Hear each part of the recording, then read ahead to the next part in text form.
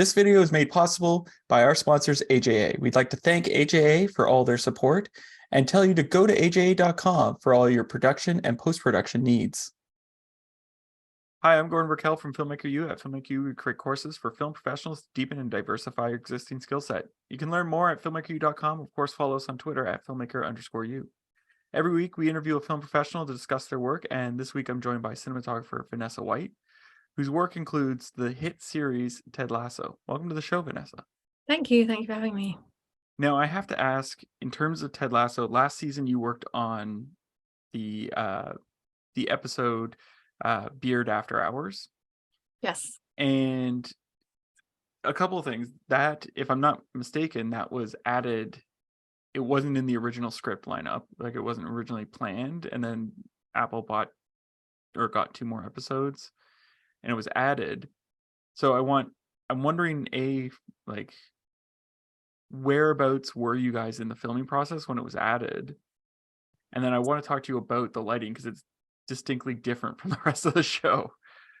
Yeah, so my understanding is they planned the 10 episode arc for season 2, and then they added, because Apple asked for 12, Jason and Brendan and the rest of the writers, they didn't want to break up what they felt was like a succinct 10 episode story. Mm-hmm. So they added the Christmas special in episode 4 and Beard After Hours episode 9. That, I think, decision was made before they started shooting the season. I came in halfway through season 2, so my first episode was episode 7, Headspace. So, I mean, what's interesting about joining this show is that it's very fluid and things are changing all the time. So when I joined, I didn't necessarily know which episodes I was going to be on, which director I was going to be working with. That's the first time in my career, and I don't know how it is in the States, but in the UK, that's quite unusual. So I just turned up one day and it was like, okay, you're doing 7 and 8. And then we didn't know if I was going to do episode 9, or if David was going to do it, because, you don't always shoot in order. Mm-hmm. So it wasn't until sort of we started finishing episode 8 that was like, okay, 9 is going to be next. And there was and I was shooting 9 at the same time that David was shooting 12, I think, or like not exactly the same time, but there were definitely days where we were all hands on deck, like 4 camera teams sort of running around trying to do everything. So yeah, and there was a rumor at the beginning when I joined that we were going to shoot it all on an iPhone. They kept saying, "Oh, you're going to do the episode with the iPhone." I was like, "Am I? Okay." And in the end, that didn't happen. But that was like my introduction to Beard After Hours. I've been a camera person for 30 years, and I fell in love with cinema. I heard there was free film school in France, and I wanted to get into the French film school. I really didn't know anything at the time, but I knew at least how to take pictures. So I said, I'll try for the image department. And then when I miraculously got into the French film school, I fell in love with working with the camera. You're following what's going to be in the movie. So that immediacy that the camera allows is what I loved from the beginning. I'm Kirsten Johnson, and this is my course about documentary cinematography.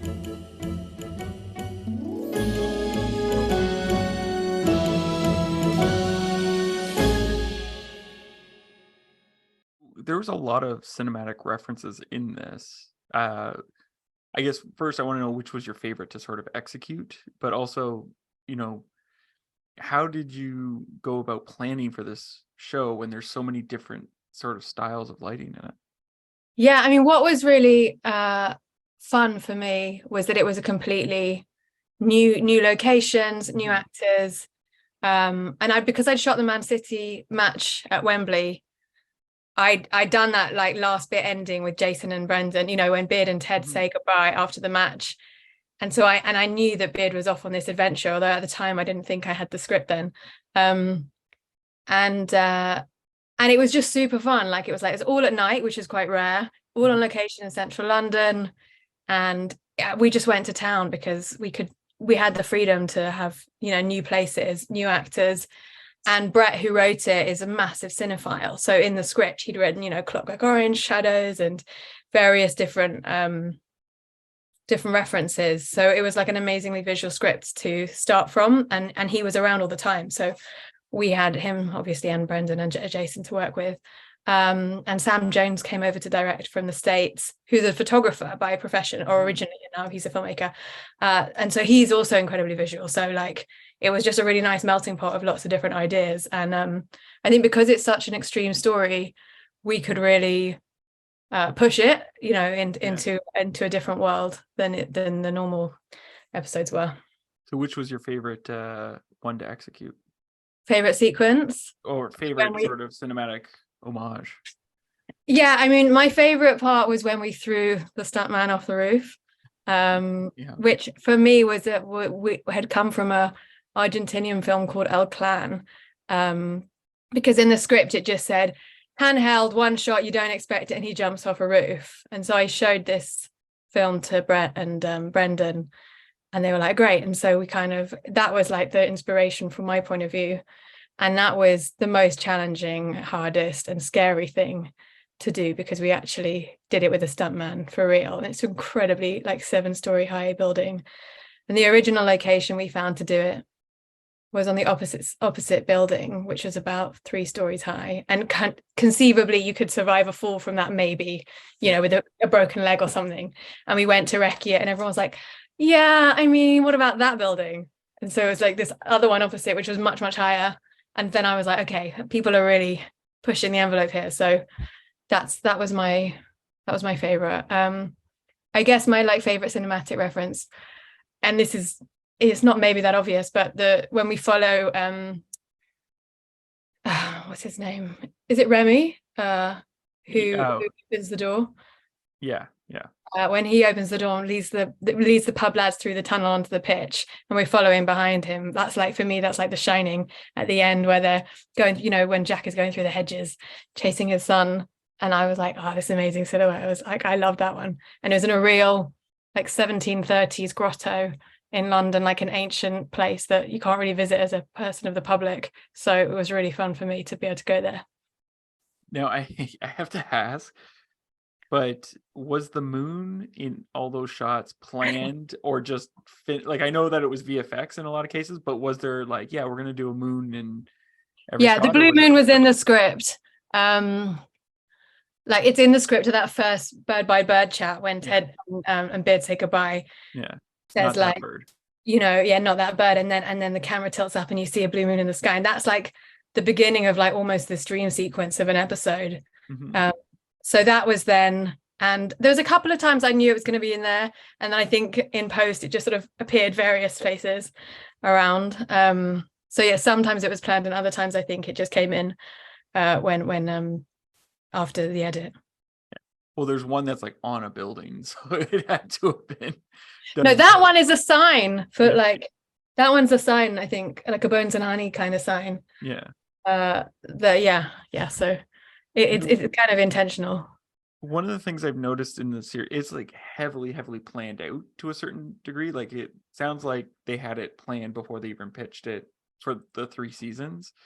And you can see that in the way they sort of set up the shot. So like in season 2, actually each season starts on someone's face and ends on someone's face. And so we've sort of, you know, first season's Rebecca, second season's Nate, and this season's been Ted. But then there's things like, you know, Nate's hair changes over the season. There's like little things. There's a throwback in the first episode, I think, to Ted driving the car with Nate, and he's sort of fun and fine, and Nate's embarrassed by his car. How, like, as in the cinematography, when you're working with David, do you guys plan out arcs visually for it, or is it very by the seat of your pants? Because it sounded like some of it in season 2 was sort of come up with, you know, on the week or the week before. Well, I would say that all of those things are in Jason's head, and the key is trying to unlock them when you can. In season 3 in particular, and I didn't have this in season 2 scripts, but in season 3 it often said like this scene in episode, season 2, episode 3, or like the shot in this. Or sometimes Jason would come up and say, oh, Ness, this is a callback to that scene, and I'd be like, I didn't know that, okay, and then I'd get the reference and do it. So yeah, that was it's really in season 3, I think it was much more of a thing for me to sort of be calling back to seasons 1 and 2. In season 2, there were 4 DOPs in season 2. So John Sorapur kicked it off on the first block. And then there was David Rom and Ryan Kernigan and me. And we didn't really have, we just sort of all came in on different places. By the time I arrived, John and Ryan had both left. So we didn't really have that kind of visual conversation. And then by season 3, I think David's obviously been on since season 1, and I'd been on then. I think by then, you know what the show looks like. So in terms of our collaboration, it was when we were shooting for each other. I covered David when he had COVID, and for 1 more week. And sometimes he'd end up shooting a scene from mine if, the actors weren't available or something, and it worked out that it was better in his block. So we collaborate when we were kind of crossing over episodes. But in terms of the way we approach the season, it wasn't really the two of us. I think it was much more from Jason or Brendan or somebody saying, this is a callback to this episode, and us. And Declan Lowney, who I ended up shooting my last 2 episodes with on season 3, he'd obviously been on season 1, and he was the supervising producer director on season 2. So he had everything in his brain as well. So he was an amazing person to lean on for that kind of stuff as well. Now I have to ask, because there's constant book references throughout the series. Is there a particular book that you really enjoy that's been referenced? Oh, good question. It was my birthday on this season, and Brendan bought me the Fever Pitch, the famous Nick Hornby thing, and it was inscribed, this is gonna, solidify your soccer fandom that I know you already have. And that's a big joke, because I'm probably one of the people on the show who's less soccer oriented, or football as we call it here. I was going to say, you didn't cross out soccer and just write football above it. Yeah. No, I think, to be fair to Brendan, he probably wrote football. Yeah. They're very good at that. Yeah, I don't know. There are a lot of classics in there, I guess. I can't think of one that's particularly my... Did they, because you did the Amsterdam episode, am I right? No, that's David. That's David. Okay, because I was going to ask, because they're chasing windmills from Don Quixote, and I was wondering if that was... I'm sure it was. Yeah. It's amazing, these scripts, when you realize everything is a reference to something. And sometimes I think as a DP, you're reading it, you're being what lights do I need? Do I need a special piece of equipment for the camera? And you read it in a very unlike audience way, not in the way you'd read a book necessarily. You kind of, it's practical. So sometimes I think you don't absorb the amazing amount of references, and it's only when you start talking to the writers or the actors or the directors that you're oh, okay, there's these amazing layers to it. I think it can be really, especially when you're really, really busy and you're planning the next block while shooting this block, and you're also talking to the DIT about live grading, and it can be crazy busy. You're just okay, boom, boom, boom, boom, boom, and then you watch the scene play out and you're oh, this is what we're doing. So from how do you, as the cinematographer, put your how do you work story then with the directors and the showrunners in this? What's you get the script, and obviously the story's there, but you need to add to it. You need to sort of build up from a visual perspective. So how do you tackle that? Yeah, I think it's about, you're having conversations with the director all the time, what they want to, my job as a DP is to capture their vision. And obviously I can make suggestions, and I can ask them, if I have my own ideas, I can put them forward. But really, I think it's understanding about what they want. And then on top of that, you have, Jason and the other execs and what their vision is. So there's a few layers of people that you have to sort of consider. But a lot of it also comes out in recce's, in prep, you're sort of wandering around the locations, you'll go to the sets, we'll stand there and pretend to be different actors and say, okay, how do this? And I would say, oh, wouldn't it be so cool if we did a big wide shot from here? Or what if we, this scene, it seems to me that it's a one shot steady cam sequence. Why don't we plan it like this? And, so we kind of stand there with the script and break it down as much as possible, and hopefully find, do it on location as well. it's such a sort of I guess especially by season 3 it's already established look in terms of like how you shoot the studio and how you do this, and then it's trying to pinpoint like where's the comedy, what's the like beat that we need to really amplify, or what's the reaction, there's something going on in this character who doesn't have any lines, actually like they're the most important person in this scene, like we've got to make sure that especially if it's like Roy and Jamie in the locker room, or and there's like a key thing, you might be like, okay, Roy has no scene, he has no lines in this, but let's make sure this is a real moment for him to witness. So you have to make sure you like really understand like which character is going through what in every scene. So you mentioned there like how to highlight the beats. Like when I think of it from an editing perspective, I can see that in terms of like you might do a certain cut or what have you.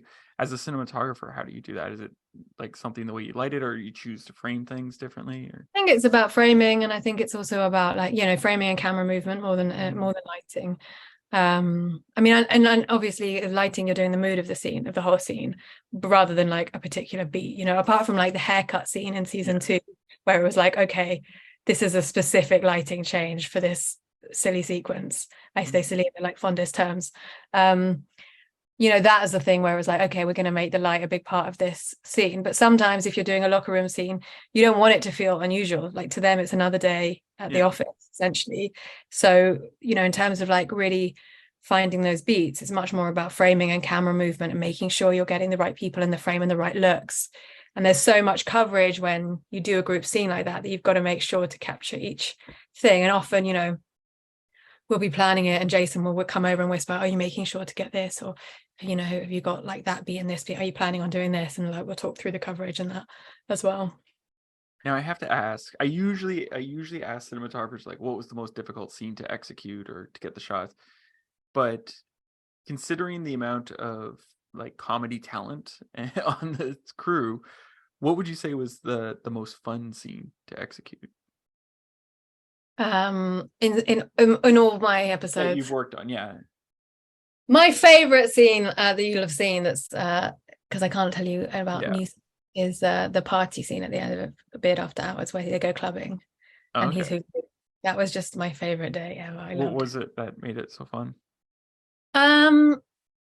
It was just very joyful. Like we really put Beard through the ringer that episode. It was just like beating after beating after beating.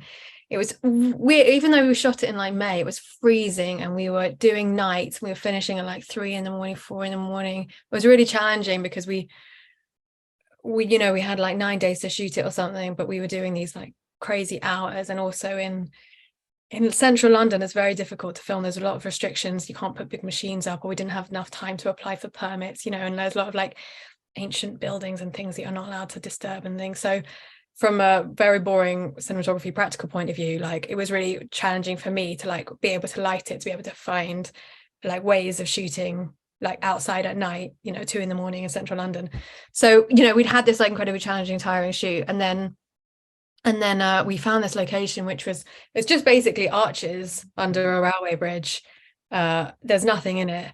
And Paul Cripps, the designer, created this amazing club with the dance floor and all the neon crosses. And I just went to town putting moving lights and lasers. And, we had smoke effects and all the hula hoop. And we invited all these amazing like party rave kids to come. And, they were like character actors, they just came in there. They looked amazing.